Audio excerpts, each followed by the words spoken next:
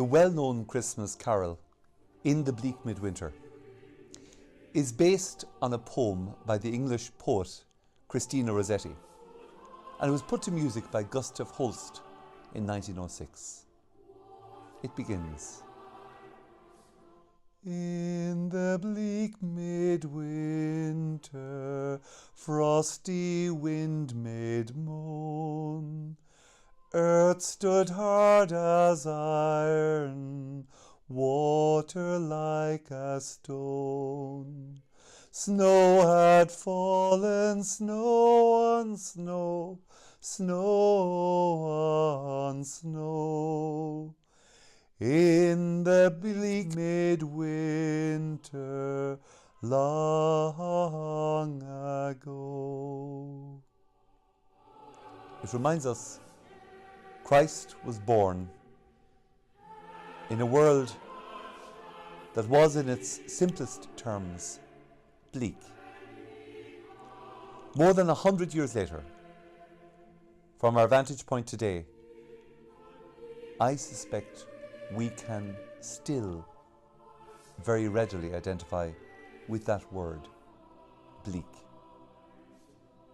In the darkness of these winter days, nature itself seems to conspire to make us face up to this bleakness. The harshness of the weather, the barrenness of the fields, reinforce other cruel and harsh realities near and far. Those realities sadly rhyme off like a litany.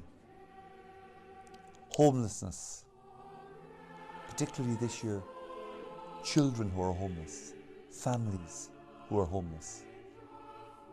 Poverty. The effects of our action, all our actions, on the climate. The growing divisions between and within nations. Fear and hostility towards migrants. And that's just the start of the litany. And yet the Christmas message is not at all about bleakness. The Christian message is about hope and promise. It proclaims the eternal truth that the bleakness of this world is met and overcome by a God who loves us, me and you. In the Bleak Midwinter announces this truth with that gentlest of images. A newborn child, a newborn baby, lying in a bed of straw, nursing at its mother's breast.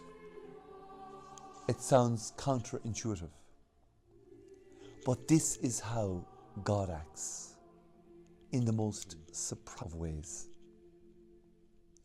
Through this infant child, God became flesh and dwelt among us, so that we could be touched by God's love. This love cuts through the hardness of our world. Every Christmas, we are each invited to welcome this love into our lives. A love that transforms the bleakness of our world if we let it. God is coming to us yet again. Can I, can you, can we, can all of us give God our hearts? If yes, then nothing will be impossible for us.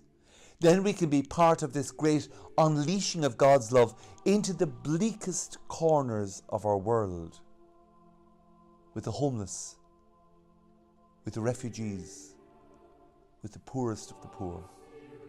This is the hope and promise of Christmas. God is with us.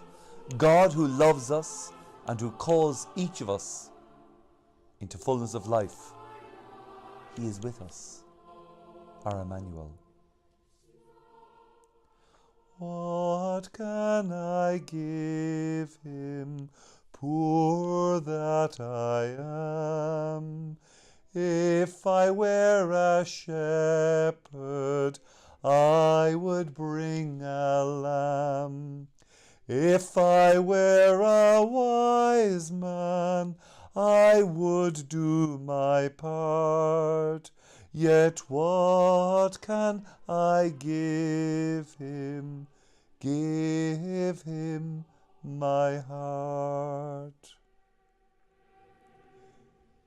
Dorothy Day, the founder of the Catholic worker movement in the United States, reminds us that it's no use saying that we're born 2,000 years late to give room for Christ.